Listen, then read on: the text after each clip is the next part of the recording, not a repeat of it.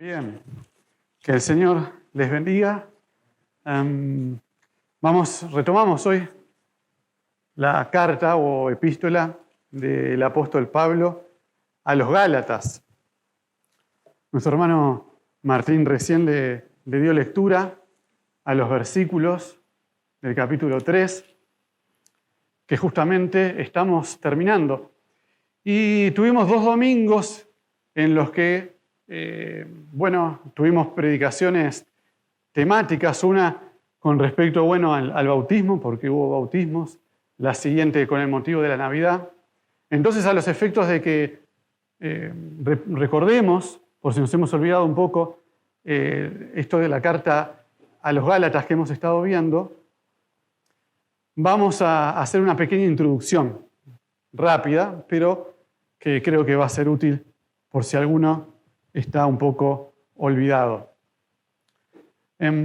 Dijimos la carta a los Gálatas, básicamente, el tema de la carta a los Gálatas es la justificación por la fe, pero tiene es una carta que tiene un tono muy severo.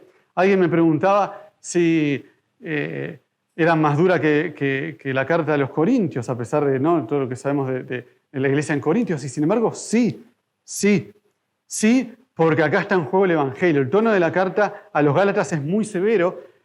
Por ejemplo, nosotros tenemos la presentación y el saludo, que simplemente abarcan el capítulo 1, versos 1 al 5, en las cuales falta una oración de acción de gracias que caracteriza generalmente a las cartas del Nuevo Testamento. Después presenta inmediatamente el problema de la carta, que es, los falsos maestros. Los falsos maestros que predican, que pretenden predicar un falso evangelio. Capítulo 1 también.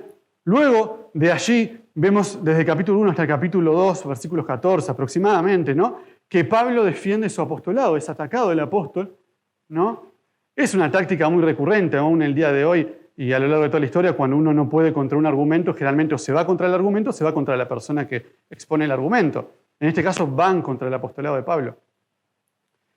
Y después, capítulo 2, versículo 15 y hasta casi al final del capítulo 6, Pablo defiende su evangelio. Se atacan al apóstol, atacan el evangelio. Y después termina con una conclusión muy corta, capítulo 6 aproximadamente del versículo 11 a 18, sin saludos ni peticiones de oración. Por eso, la severidad. A los corintios, siempre hay algo que me llamó mucho la atención, Pablo los llama a los santos y fieles en Cristo Jesús que están en Corintio. Ahora con respecto al capítulo 3, que es el que estamos concluyendo, con respecto al capítulo 3, comenzamos, y esto lo recuerdo perfectamente porque comencé yo comencé el capítulo 3 y yo lo termino. En el capítulo 3, cuando lo comenzamos, había un llamado del apóstol Pablo, y esto quiero que se lo graben bien en la mente porque es muy importante. Hay un llamado del apóstol Pablo a recordar la justificación por la fe en Cristo. Recordarán, Gálatas insensatos, les dice, ¿no? Y después él sigue ilustrando esto, el hecho de que recuerden que han sido justificados por la fe en Cristo, lo ilustra con 2 cosas, la venida del Espíritu Santo y la experiencia de Abraham. Voy rápido, ¿no? Pero más o menos es eso. Después, a esto siguió una cosa que yo lo resumí así, la paradoja de la bendición en la maldición. Es decir, nosotros, siendo que éramos malditos por nuestro pecado, la ley no nos acusaba, fuimos bendecidos por la maldición del bendito. Cristo el bendito se hizo maldición por nosotros y nosotros en su maldición somos bendecidos. Una paradoja. Después, Pablo sigue argumentando acerca de esto, porque él les dice, Gálatas insensatos, ¿quién os fascinó para no obedecer a la verdad? Ante cuyos ojos Cristo fue ya descrito delante de vosotros como crucificado. Él, para argumentar esto, trae el pacto y la promesa. El pacto y la promesa, que preceden a la ley. Preceden a la ley. Le dicen, ven, el pacto y la promesa preceden a la ley. Son de la fe. Después se pregunta, ¿para qué sirve la ley? ¿Para qué sirve entonces la ley? Lo respondimos. La ley fue nuestro ayo, nuestro tutor. para llevarnos a Cristo. Y ahora ha venido la fe que nos une a Cristo sin diferencias, sin distinciones. Eso es lo que nos compete el día de hoy. La fe ha venido, nos dice el versículo 25, pero habiendo venido la fe, ya no estamos bajo ayo. Esto del ayo, porque bueno, también pasaron 2 domingos y por ahí no lo recordamos, el término es pedagogo, pero digamos no es lo que hoy entendemos por un pedagogo, es un tutor, un guía. Si alguien que, digamos, como si alguien tuviera, digamos, el día de hoy dinero para poner a alguien responsable de sus hijos para que los lleve a la escuela, para que los controle, para que incluso si se portan mal, hasta como decimos acá en Rosario, le dé un chirlo, ¿verdad? Esa era la idea del tutor. Es un ayo. La ley es un ayo, un tutor para llevarnos a Cristo. Eso lo vimos en el mensaje pasado. Y acá dice que habiendo venido la fe, ya no estamos bajo ese tutor que estaba hasta cierta edad, porque después ya llegaba a la adultez. ¿No? Incluso en el Imperio Romano también existía la figura de este tutor que guiaba al chico, que lo cuidaba, que no era el padre. Eso es muy importante, no era el padre. E incluso podría llegar a ser más de un tutor. Pero aquí nos dice, ha venido la fe. Presten atención a eso, porque puede haber un error y que es muy común hoy en día. Hoy, no todos, pero el dispensacionalismo extremo puede dividir acerca de la fe y las obras, y entonces la fe por la que nosotros somos salvos, por gracia, por medio de la fe, lo separa completamente de la experiencia por fuera del Nuevo Testamento, siendo que Abraham fue justificado por la fe. La fe que menciona acá, venida la fe, uno puede pensar, bueno, pero ¿que no había fe antes? No, si no Pablo se contradeciría. Vemos en el versículo 6 del capítulo 3 que dice, así Abraham creyó a Dios y le fue atribuido a justicia. Sería una contradicción. No está hablando aquí de la fe subjetiva, es decir, yo creo, la fe, algo personal, ¿no? Una experiencia. Yo creo, no es la fe subjetiva, sino que se trata de la fe objetiva, el hecho del cumplimiento de la promesa en Cristo. Cristo vino. Ya Cristo vino. Ahora miramos hacia atrás en ese sentido. Aquellos, ¿no?, creían en el Cristo que iba a venir, miraban hacia adelante. Nosotros creemos en el Cristo que ya vino. Habiendo venido la fe, entonces ya no estamos bajo ese tutor. Ya, por decirlo de alguna forma metafórica, digamos, llegamos a la adultez.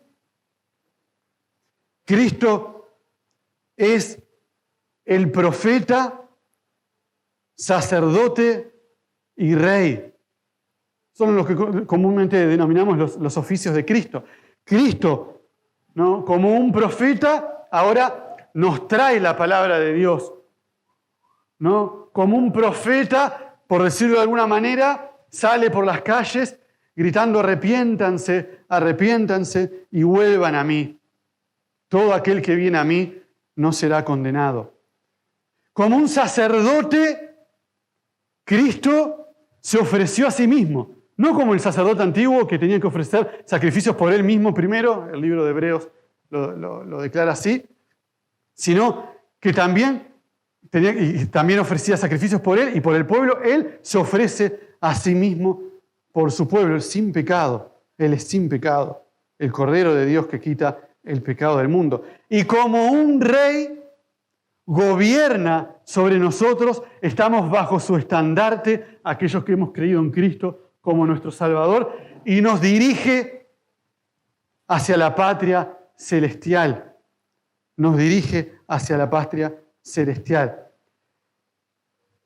En las manos de este rey precioso, de este profeta y sacerdote, en sus manos, y no ya en las manos de Moisés, está ahora la ley. lo que era antes. El ayo que nos condució ahora está en las manos de nuestro bendito Señor Jesucristo. Ahora, ¿qué quiero decir un poco con esto? Ya la ley ceremonial no vale más. La ley civil tampoco. En Cristo se cumple. Cristo tiene en sus manos la ley de Moisés. Ahora, cuidado, porque hay muchos que andan por allí diciendo que son sin ley. Ahora estamos bajo la gracia, ya no estamos bajo la ley.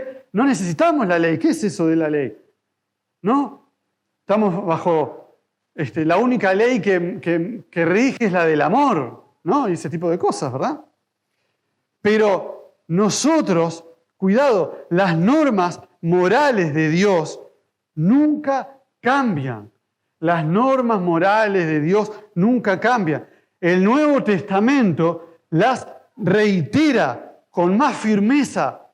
Recordarán, el mismo Señor Jesús dijo que si alguno mira a una mujer para codiciarla, ya adulteró contra ella en su corazón, va más allá. Es una, ¿no? Pone a la ley en el lugar que la ley tenía que estar y no lo que habían hecho con la ley, por ejemplo, los fariseos. Pero ahora, esta ley, ¿no? Ahora somos guiados por el Espíritu. Somos guiados por el Espíritu que nos capacita para obedecer la ley.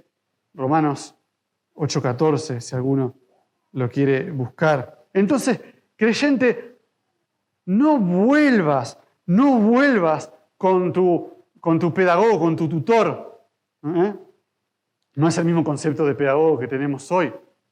No, este tutor no enseñaba, sino que simplemente en el sentido de dar una instrucción como un maestro de escuela, sino que lo llevaba a la escuela, por decirlo de alguna forma, ¿no? Pero cuidado, no volvamos a caer en esto. Te convertiste por gracia, por medio de la fe, ¿verdad? Amén. Entonces continúa viviendo por esa misma fe. No vuelvas como pretendían los Gálatas. ¡Oh, Gálatas insensatos!, les decía Pablo. ¿Quién nos fascinó? Como si los hubieran hechizado, como si les hubieran hecho un embrujo. ¿No? No volvamos a eso.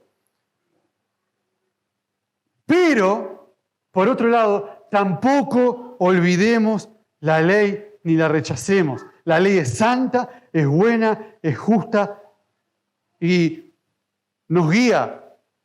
Yo ponía, creo que fue en aquel momento, el ejemplo de cuando vamos a jugar a los bolos y si hay alguno que nunca jugó, lo ven que tira una bola y como que no sabe, inmediatamente lo primero que hacen es levantarle bueno, no sé si aquí, no sé si alguna vez, creo que sí, fui a una cancha de bolos, a una pista, de bolos, y te levantan unas rejas al costado porque ven que vas a romper algo, digamos. Entonces te ponen, así hace la ley, nos guía, nos encarrila, nos dice, conocemos el pecado, ¿no? Y con el Espíritu Santo entonces nos capacita para obedecerla. La fe ha venido. Se te demanda entonces a ti como creyente que sigas esa ley, no como un medio para salvarte, como un medio, no, sino que como una norma de vida. Y la fe ha venido. Si hay alguien aquí que no ha creído en Cristo como su Salvador, la fe ha venido. Cristo, el Hijo de Dios, se ha entregado. Te demanda que te arrepientas y que creas al Evangelio. Hoy es el día de salvación. No busques otros caminos, otros tutores, incluso la ley, porque Jesús es el camino, la verdad y la vida. Si no has creído en Cristo, mira cuán grande Salvador es el que ha venido, que te demanda que te arrepientas y creas y que se ha dado en la cruz del Calvario por todo aquel que en Él cree. Ahora, el versículo 26 nos dice, porque todos sois hijos de Dios por la fe en Cristo Jesús. ¿No? Eres un hijo de Dios por la fe en Cristo Jesús. Todos. Recuerden que la carta a los Gálatas, esto no lo dije al repasar la introducción, fue escrita a los Gálatas, ¿verdad? Aunque parezca una redundancia, porque hay quienes piensan que la epístola de los Gálatas fue escrita a nosotros. No, fue escrita para nosotros, pero fue escrita originalmente a los Gálatas. Por eso se llama epístola a los Gálatas y no se llama epístola a la ICBR. Se llama epístola a los Gálatas. Fue dirigida a los Gálatas. A los Gálatas. Entonces dice, todos, y allí convivían tanto gentiles como judíos. Y él les dice, todos. Vean que a pesar del tono severo con el que está escrito la carta, él los mira a todos. A todos. Él dice, versículo 26, porque todos sois hijos de Dios por la fe en Cristo Jesús. Y cuando pensé en el título del mensaje, este término todos fue muy importante. Fue muy importante porque si ustedes prestan atención, las palabras todos, ser, sido, somos, se repiten muchas veces en estos versículos. O también cuando hace distinción, versículo 28, lo vamos a ver más adelante, hace la distinción 3 veces. No hay, no hay, no hay. Esto es muy importante. Pero bueno, volviendo a esto del versículo 26, todos sois. Hay una identidad. Sois hijos de Dios por la fe en Cristo. Por la fe en Cristo. Ahora, el término, vamos a empezar un poco de atrás para adelante. El término hijo aquí está relacionado a la adopción. Romanos 8, 14 y 15, por si alguno lo quiere buscar. Y nos identifica, nos une a Cristo. Podría haber utilizado otro término, de hecho se usa en el Nuevo Testamento mayormente otro término para referirse a nosotros como hijos de Dios. Este término generalmente es mayormente utilizado para el hijo, pero también es utilizado para nosotros en el sentido de la adopción como hijos. Entonces, esta identidad a la que yo me refiero se deja ver, por ejemplo, en que todo lo que el Señor es y tiene, se convierte en propiedad del creyente por esta adopción. Todo lo que el Señor es y todo lo que el Señor tiene, de alguna manera se convierte por la fe también en nuestro.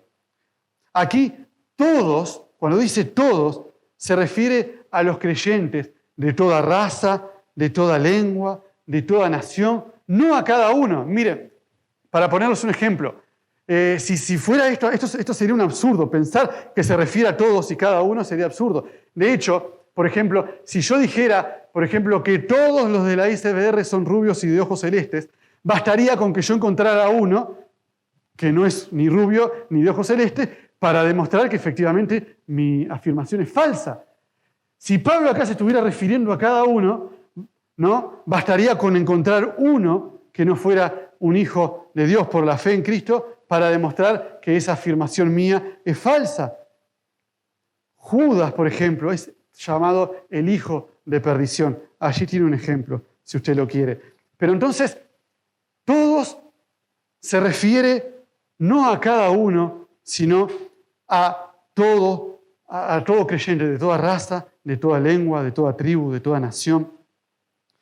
Y vean que ya no necesitamos, volviendo al tema del ayo, el tutor, el guía, ya no lo necesitamos. El Espíritu Santo nos lleva a una relación íntima y personal con nuestro Padre Celestial. A una relación íntima y personal. Podemos venir confiados ante el trono de su gracia. Podemos venir confiados, creyentes. El trono de la gracia está disponible. 24 horas, todos los días de la semana, está disponible.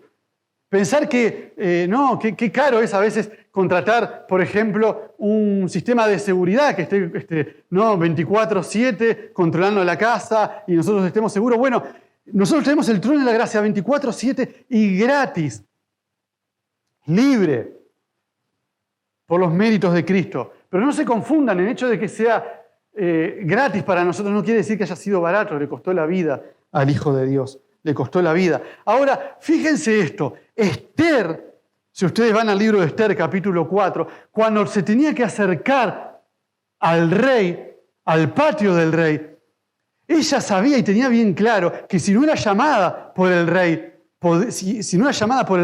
entonces si el rey no bajaba, no inclinaba su cetro, ella podía ser muerta, si no era llamada por este rey. Y ella se presenta al patio, en el patio del rey se presenta, ¿no?, al patio interno, y el rey halla gracia ante los ojos del rey y el rey inclina su cetro. Bueno, el cetro de la gracia divina está inclinado para el creyente todos los días de su vida. Podemos entrar ante el trono de la gracia. Tanto una fe pequeña como una fe grande, siendo fe en Cristo, puede llamar a Dios su Padre y venir ante Él con confianza. Tanto una fe pequeña como una fe grande, habiendo sido adoptado hijo por Jesucristo, es recibido ante el Padre, ante el trono de la gracia. Ahora, cuidado, si no eres creyente, no digas, Dios es mi Padre. Mentira, si no has creído en Cristo, no eres hijo de Dios. Al contrario, yo te puedo dar testimonio también porque por naturaleza somos hijos de ira. Somos hijos de ira. Incluso el mismo Cristo nos llama hijos del diablo. Vosotros sois de vuestro padre el diablo porque él es mentiroso, ladrón, homicida desde el principio. Y nosotros hemos sido todas esas cosas. Y vos me dirás, bueno, pero yo nunca maté a nadie. Bueno, pero ¿cuántas veces pensaste en contra de alguien o internamente guardaste tanto rencor que si no fuera por la gracia común de Dios quizás lo hubiera matado? Y usted me dirá, qué bárbaro, ¿cómo puede ser esto así? Pero es que si no entiendes esto, no entiendes la depravación total del hombre. La depravación total del hombre, en términos sencillos, significa que si no fuera por la gracia común de Dios, todos seríamos Hitler. Todos seríamos Hitler. Si usted tiene algún problema con eso, no tiene problema conmigo, sino que tiene problema con Dios. Vaya a la Escritura. Vaya a la Escritura. ¿O no dice acaso la Escritura que los hermanos de José no podían hablarle pacíficamente? Y yo le pregunto, ¿acaso no hablaban el mismo idioma? ¿Acaso no tenían el mismo padre común? ¿Eran mudos? Y no podían hablarle pacíficamente, dice la Escritura. Si hubieran tenido un arma como la tuvo Caín, lo hubieran matado. De hecho, quisieron matarlo. La gracia común de Dios impidió que lo hicieran. Ahora, vean el versículo 27. Pues todos los que habéis sido bautizados en Cristo, de Cristo estáis revestidos. Acá es necesaria otra aclaración. No se refiere aquí al acto de bautismo en agua simplemente, sino a identificarse espiritualmente, a la identificación espiritual del creyente con Cristo. Con Cristo. Obviamente, en el tiempo de la iglesia, si ustedes se fijan, era muy común que alguien que creía en Cristo se bautizara inmediatamente. Pero no se refiere aquí de forma directa al bautismo en agua, sino que lo hace a la identificación espiritual del creyente con Cristo. Es inmerso en Cristo, es unido a Cristo, se identifica con Cristo, por usar el mismo término que utilicé para el título de este mensaje, nuestra identidad con Cristo. Se identifica con Cristo, se une a Cristo. De eso está lleno la Escritura. Ahora vamos a ver un poco de esto. Revestido de Cristo significa, en términos sencillos, revestido de su gracia, de su justicia, de su hermosura. Si has creído en Cristo por la fe, si has sido revestido de Cristo, debes entonces traer honra a Cristo, a su nombre. Como nos dice entre otros textos, por ejemplo, Filipenses 2:15, debe ser irreprensible y sencillo hijo de Dios en medio de una nación, ¿no?, perversa, entre los cuales, dice la Escritura, resplandecéis como luminares en el mundo. Consideremos también nuestro pecado. Nuestro pecado. No estoy hablando acá del creyente, nuestro pecado. El pecado del creyente. Si bien ya es una falta muy grave que un incrédulo peque, pero cuando alguien dice que cuando un incrédulo peca contra Dios como su creador. Pero el creyente peca contra su Padre. Si has creído en Cristo, cuando pecas, estás pecando con alguien que te ha amado y ha entregado a su Hijo por ti. Ahora, el incrédulo, quizás acá haya alguno que no haya creído en Cristo todavía o tenga alguna duda y pretenda ir al cielo, porque en términos generales todo el mundo pretende ir al cielo, ¿verdad? Sin estar revestido de Cristo. Esto es una locura. Es como querer presentarse delante del Rey todo harapiento. Es cierto que Cristo nos llama que tenemos que ir a Cristo como somos, en el sentido de que no debemos adornarnos con nuestras obras ni pretendida justicia personal. Eso es cierto. Pero no pretenda ir al cielo, no pretenda llamar a Dios su Padre sin estar revestido de Cristo. Esto implica una identificación con Cristo, una unión con Cristo. Que esto es la verdad central en la doctrina de la salvación, la unión con Cristo. Todo lo que Cristo es, de alguna manera, es como si nosotros, todo lo que Cristo hizo, es como si nosotros lo hubiéramos hecho. Así como Cristo obedeció perfectamente toda la ley, cuando yo me identifico con Cristo, cuando yo creo en Él, cuando yo recibo a Cristo, cuando yo estoy revestido de Cristo, me bautizo en Cristo, es como si yo hubiera cumplido toda la ley. Así me ve Dios. Él pagó, por eso decimos todo lo que Cristo hizo, así como Él pagó por mi pecado, pagó por el pecado en términos no de su pueblo, pero pagó por mi pecado. Es como si yo hubiera pagado, yo estoy libre. Dios echó, como dice Oseas, en el fondo de la mar todos nuestros pecados y no se olvida más, no se acuerda más, de ellos, se olvida para siempre. Esta identificación con Cristo. Por eso Dios es como si de alguna manera lo que Cristo hizo lo hubiéramos hecho nosotros. Él fue crucificado, nosotros estamos crucificados con Cristo. Él fue muerto, nosotros somos muertos con Cristo.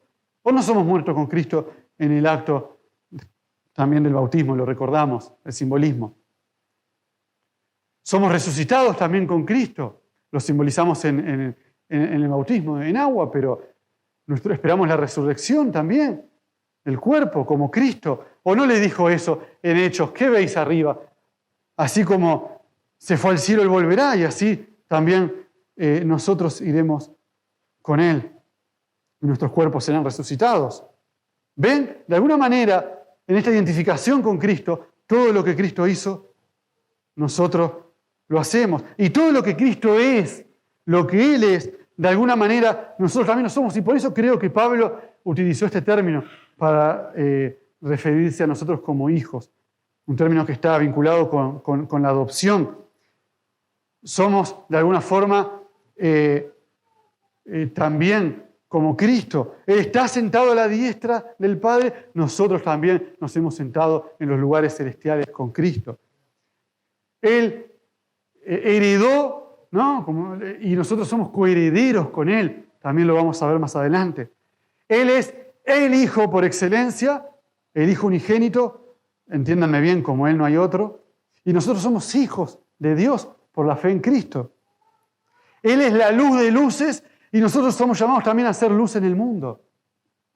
Él es el Rey con mayúscula de reyes y nosotros estamos llamados a reinar con Cristo. ¿Ven?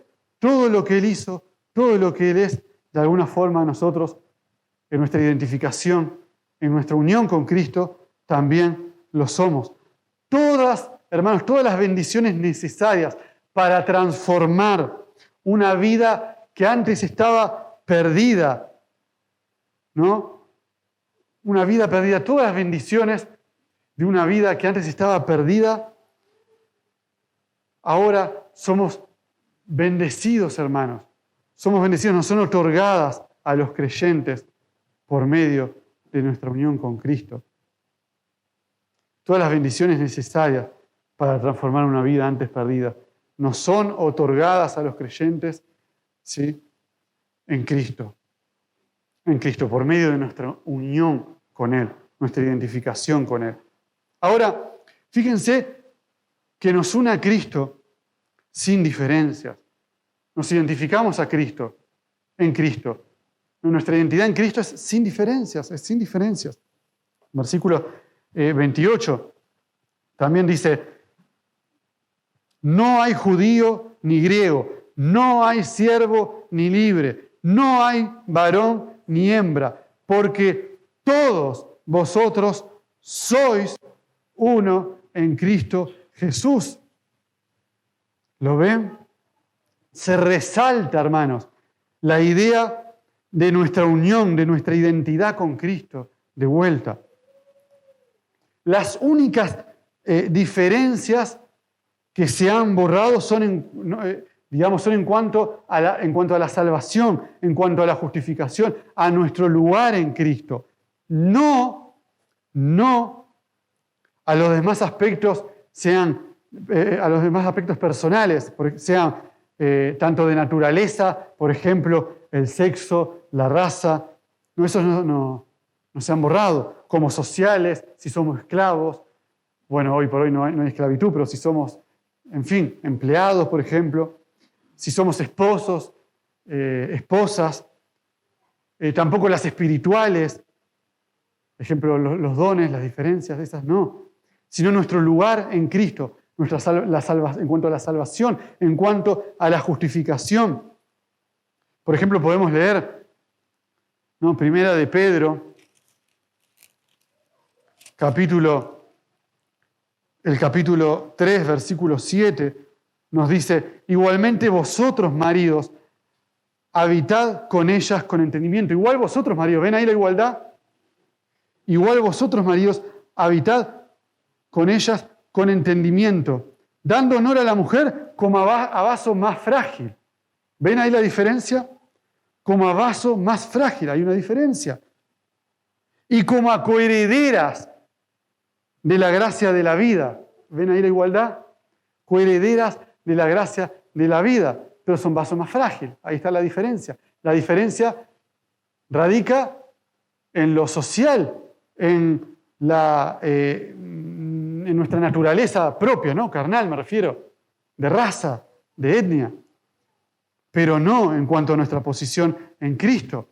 Por ejemplo, Hechos, capítulo 15 de Hechos, los versículos 8 y 9, nos dice, y Dios, que está hablando Pedro acerca de la conversión de los gentiles, dice, que conoce los corazones, les dio testimonio, dándoles el Espíritu Santo, también como a nosotros, a los gentiles, ¿no?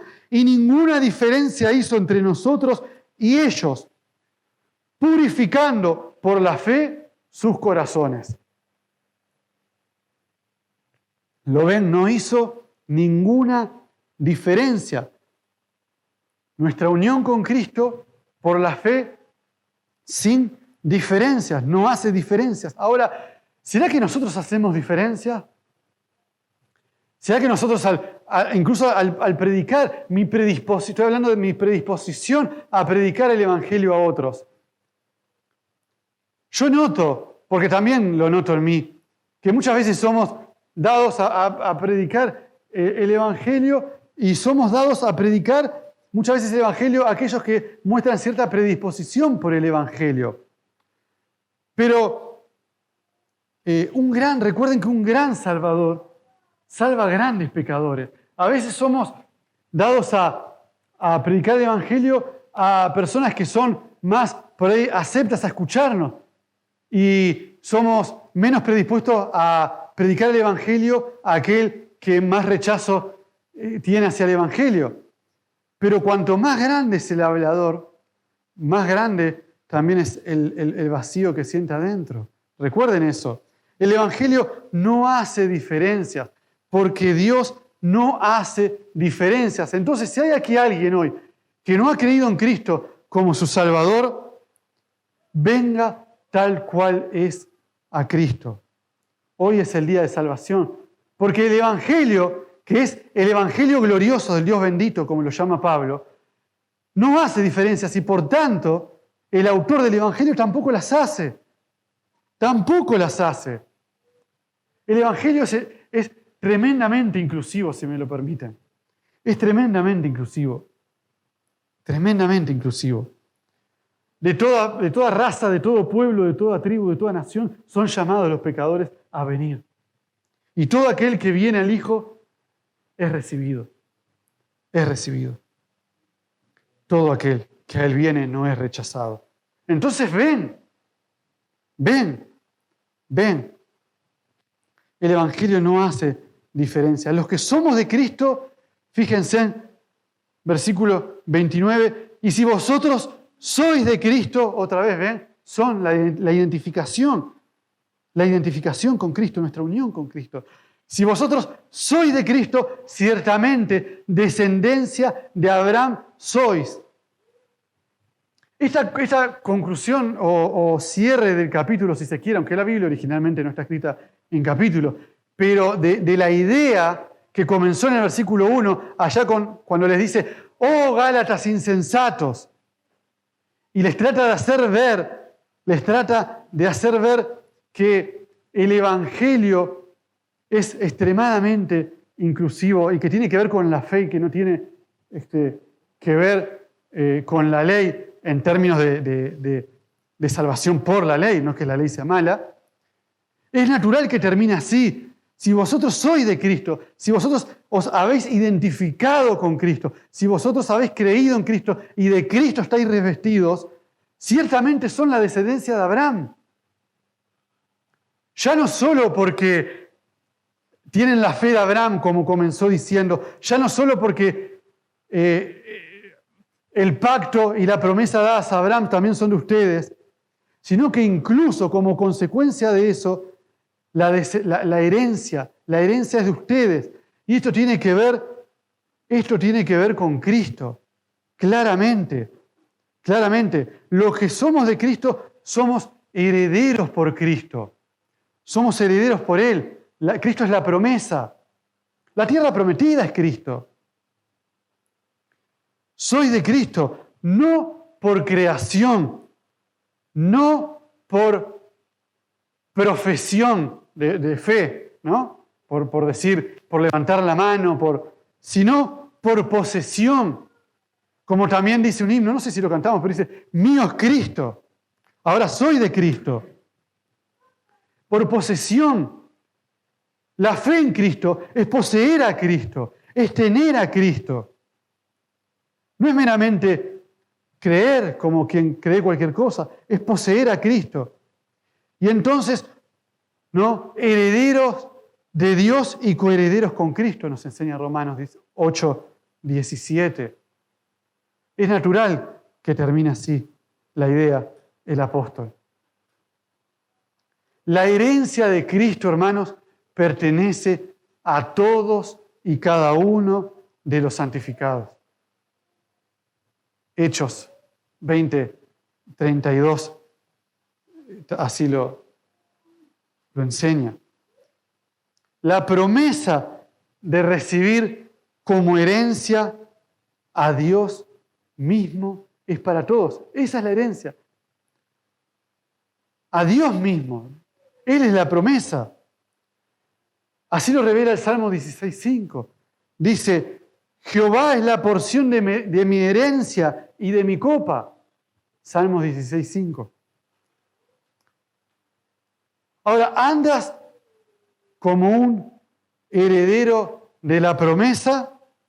¿Puedes decir como el salmista en el Salmo 16:5, Jehová es la porción de mi herencia y de mi copa? Miren al mundo. Cuando hay una herencia, mueven cielo y tierra con tal de tenerla. mueven cielo y tierra. Cielo y tierra. Se hace un examen de sangre para ver si, ¿no?